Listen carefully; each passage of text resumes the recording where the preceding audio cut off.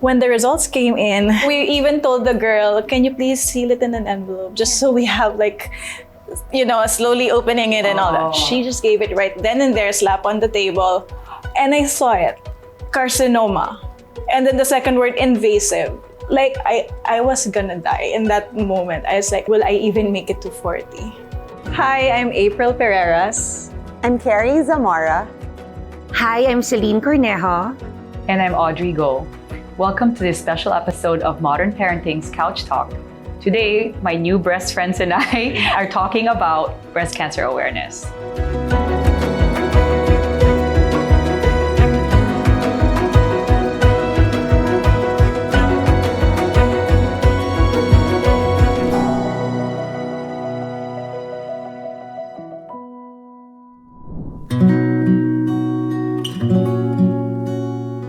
Okay, so I found out about my breast cancer doing a random test on myself and just finding a lump. I think in my case, because I had just given birth about 9 months before, I usually do my breast exams every year and very vigilantly. But that particular year, because of the newborn, I think we had missed it during the time that we had to. So about 4 months after the schedule where I'm supposed to be getting my breast exam, I was just doing a random breast check myself, and then I found the lump. And I didn't really think much of it because, again, like I was like in my late 30s. And then I didn't really think it was anything serious because I was very healthy, never got sick. So it took me about 3 months to actually get like the proper ultrasound, mammogram, and then when I found out, I think my story is that like I remember getting the official diagnosis, knowing that it wasn't good now. But so I was at a restaurant and I remember being with my husband and a very good friend of mine and seeing everybody go on with their lives, like chattering about, and you're having this discussion about whether or not you're going to be here 6 months from now. And I still always think about that moment wherein I realized that in any given time, wherever you are, you never really know what people are going through around you. Like someone could be getting a cancer diagnosis and everyone just kind of goes about their life while you're kind of going through this like life-changing moment. Pero I think it's been a great like journey. It's not something I would ever change because it's really made me who I am now. The very first indication that something was suspicious was during my routine breast ultrasound and mammogram. That was just this March. So it was actually my first time to do a breast ultrasound and mammogram because at the time I was already 40 years old. I had no signs, there was no symptoms, I didn't feel any pain, but there was a lump, which I thought at first was a clogged milk duct. Because when I was breastfeeding the boys, parang I had that also. And when I stopped breastfeeding, it disappeared. So the imaging results came in. I was BI-RADS 4C, meaning I was highly suspicious malignancy. So after that, I did my biopsy. Initial stage was stage 2B. And then my doctor said, she told me that if I could do a PET CT scan, just to be sure that there's no spread. So I did the PET CT scan and unfortunately may umilaw. So kumalat na pala siya sa bones ko. The moment that I discovered that I was stage 4, syempre yung unang pumasok sa isip ko, yung mga anak ko and my husband. Parang in my head na parang, wow, are my kids gonna grow up without a mom? Or will my husband be a widower? Parang there were so many things going inside my head that I had an anxiety for 3 days. It was actually my first time to experience an anxiety. Yung pala yung feeling ng anxiety. Hindi ako kumain ng 3 days. I was vomiting. I had stomach ache. I was just crying the whole day. I was just parang tuliro. Yun. That's how I felt when I learned about my diagnosis. Actually, That's exactly how I felt also when I was diagnosed. I've never felt anxiety before. And one time, I woke up shaking. And I couldn't understand the feeling, but that was it already. I was so anxious, I was worried. But how I discovered mine was, my mom was diagnosed 3 months before me. I was 39 years old. At the time, I felt I was at my healthiest. I was eating well. You know, apart from my mom, no one in our family had it. We have no history of breast cancer till my mom had it, which was just 3 months before I was diagnosed. And I found out through a lump while I was changing out of my gym clothes. And I kind of knew it's bad. Yeah. So, there. Yeah, ako din. Ako yung first. We don't have any history. Same with me. Yeah. For me naman, it was more of me discovering it myself. I am vigilant with my self-breast exam monthly because I already had a history of breast cysts since I was 20s. So I was very conscious of my health, and I'm a nurse as well. So yung ang dami mong alam sa health. Maraming Ang dami mong alam. So it was, anxiety is kind of normal to me because it's like you feel like something's wrong already the moment that I felt that Mongo seed type of lump. And I immediately asked for my OB to give me a prescription for a mammogram and an ultrasound. But then that was the time that it was a surge in pandemic. Kaya How old were you December, then? I was 38 when I felt the lump. But then my mammogram showed normal in December 2021. So I was like, okay, nakahinga kami ng family because, okay, it's normal, but it also showed dense breasts. So I had dense breasts, but the lump is still there. So in January, the anxiety got, even worse because it felt like it got bigger. And I just went for an ultrasound, and that's where they saw that it didn't look nice. Like the tech had to call the doctor. The doctor was the one who really looked at me, and then they ordered me to go back to the center for another IV dye infused mammogram. So it's a molecular breast imaging, and that was when they saw a category 4, and I was advised for an excision biopsy. And fast forward to that, when the results came in, it wasn't the doctor who told me that I had cancer. I was told to retrieve my results from the records. So we even told the girl, can you please seal it in an envelope just so we have slowly opening it and all that. She just gave it right then and there, slap on the table, and I saw it, carcinoma, and then the second word, invasive. Like I was gonna die in that moment. I was like, okay, will I even make it to 40? And I was crying in the middle of the hospital lobby. Me and my husband were crying, and I will never forget that day because it was like my world froze. We froze, and we were just, what's gonna happen?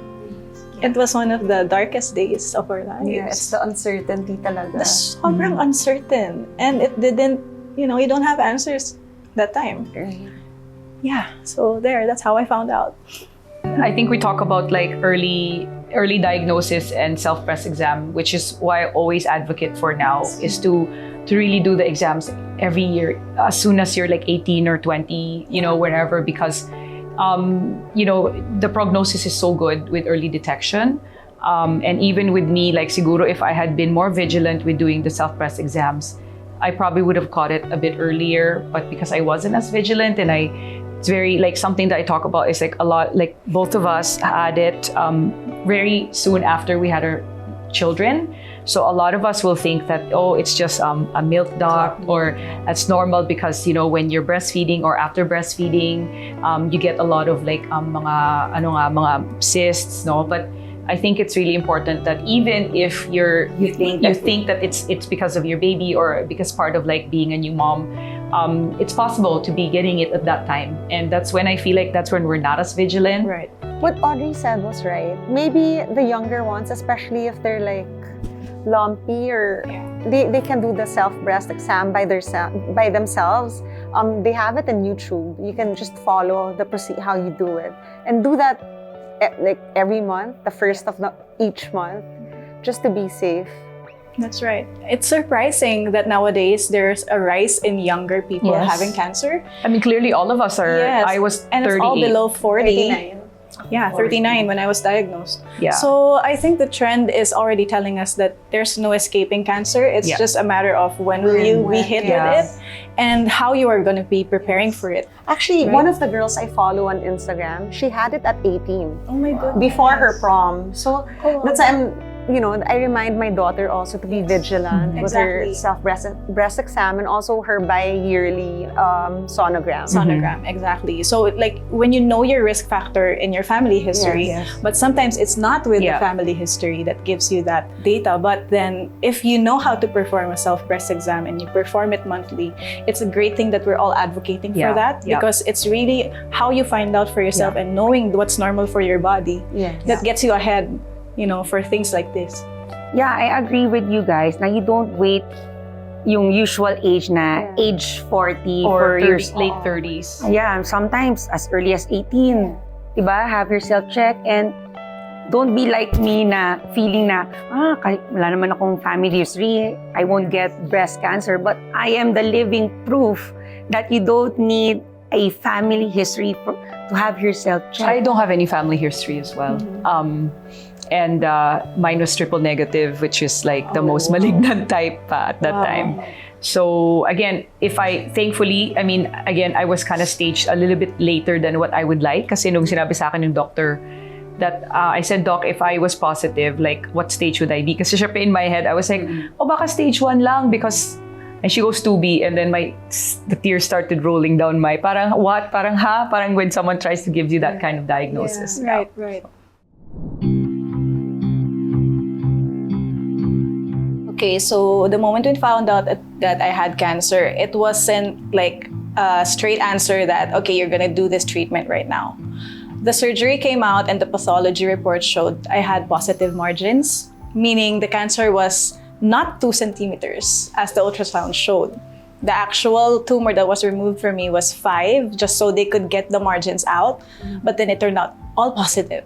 So we had to go back for another surgery so that they can clear the margins. And that's when they found more cancer was inside. The good thing about it is my lymph nodes were negative.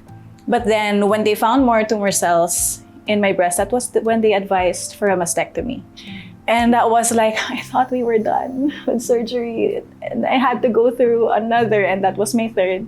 When I decided, let's just take both breasts out. I didn't want to take care of another breast, even if it's healthy. I just want that peace of mind, and I didn't want to wait for the time that it will also get cancer. So I had reconstruction immediately after the surgery. And that was the final moment when they said, we can start treatment. We got all the cancer out. And I was advised for radiation. I went through 22 rounds of radiation therapy in September to October. And thankfully, that was it. Right now, I am currently taking tamoxifen. It's a drug that stops your estrogen from being produced because my cancer is estrogen-driven. I was diagnosed with stage 3C. I had 13 lymph nodes positive.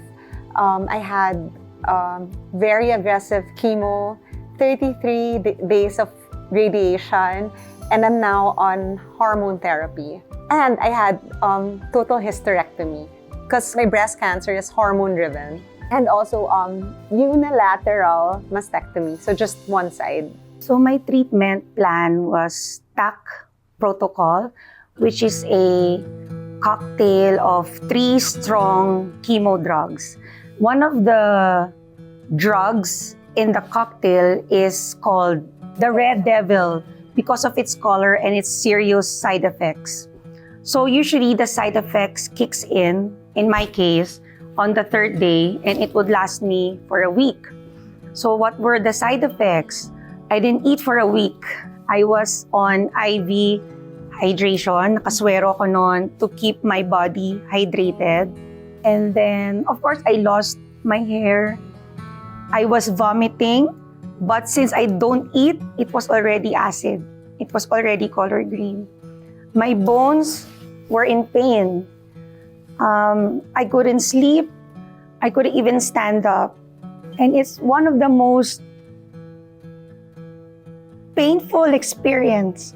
And I never wish someone to experience that.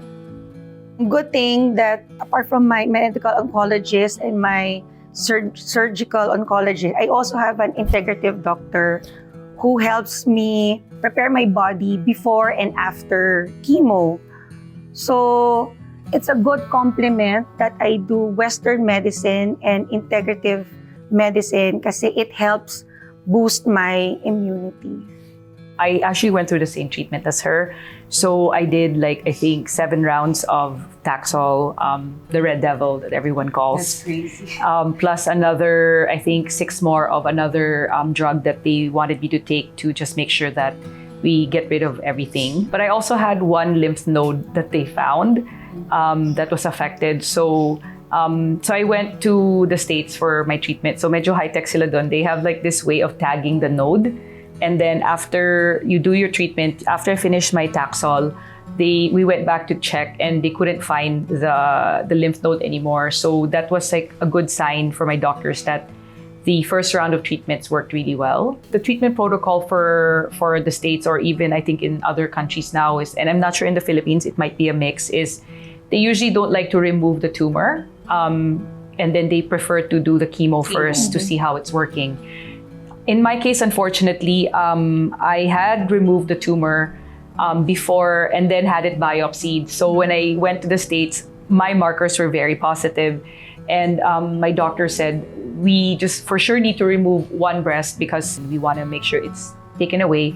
And they had asked me if I wanted to keep the other breasts because they said, you're still young, you really should just keep it and try to do reconstruction. But I think when they told me that if ever it does come back, it will most likely go to the other side. So might as well. Yeah, I said, it's not really, I'm not so attached to my breasts. So I'd rather just have it all removed. So yes, so I have also full mastectomy. And I actually opted out of reconstruction. So I'm a fully flat, I guess, survivor. And in a way, I see it as a way to inspire others who have decided to go flat, that you can still be chic and fashionable and look good even if you don't have them anymore. You're a baddie flatty. Yes. That's what we call you. Yeah. So we've been through so many different kinds of, stages in our journey. How did you go through each of your stages and how did you process it? What was your processing like? Ako, I take it one day at a time. Kasi it can be really overwhelming. It is. Yeah. And then, pray. Prayers. Pray. Kasi ako, whenever I feel pain, hindi ko kasi kaya mag-isa eh. Yeah. I lift it up to Him. Yeah. As in, Lord, babato ko lahat sa'yo ng pain ko kasi hindi ko kaya. Yeah. And whenever I do that, it calms me. Mm-hmm. Sobrang it calms me and is also helpful for me listening to gospel songs. Yeah. Do you ever have that moment where it's like you're in a bad dream and even 6-7 years down the road, in a way, so recovered? I mean, life has really moved on, have gone on, right? I barely think about cancer these days. But I still get moments na parang nakaupo lang ako doon tapos iisipin ko na, totoo ba to? Parang, wow, did that happen? Or happen? Parang sitting here, having this conversation, reliving it all, and parang being everyone here na, it really parang allows me to relive what I went through. It's back again. You're back to that. One na naman. Yes. Yeah. So, but like I said, every stage is so different eh. Parang what you're going through right now, that's so normal to have to just take it one day at a time. That's right. Ganun lang. Even me, it was one day at a time. Yeah. And then once you finish your treatment, it becomes kind of, you'll think about it maybe once a month, di ba? That's right. May flashback yan na parang, oh my God, ano to? Ba't masakit ako makahinga? Is it my lungs? Yes. And then after a while, it'll slowly fade. Then you won't even think about it anymore. Once every 6 months lang. Or when it's Cancer Awareness Month. Yeah. So, diba? When you're due for a monitoring. But then, when you have to get your screening, ayan na naman, cancer, the Scanxiety comes back. Anong tawag doon? Scanxiety. Yeah. Oo. So, It kind of never goes away, right? Alam mo, actually, like, I want to share, like, and I think, I'm sure all of you or whoever's watching will maybe go through this, which is, sometimes I'll get random messages from, like, people. Yeah. And they'll tell me, oh, I'm going through like chemo, and I saw your pictures, and I'm just like wondering, and I'm inspired, and I really go out of my way To answer. to answer and Yes. to tell them, to encourage them, to pray for them day by day. I'll text them every day kahit di ko sila kilala. Yes. Kasi nga parang I know what it's like eh. I always do my OOTDs whenever I go to the infusion unit. I believe that if you look good, you feel good. And it's the only choice that we have now. It has to be removed so that mommy will stay with you for a longer time. That was the hardest for me. Magtitisyo na. Bago pa din. Unahan ko na.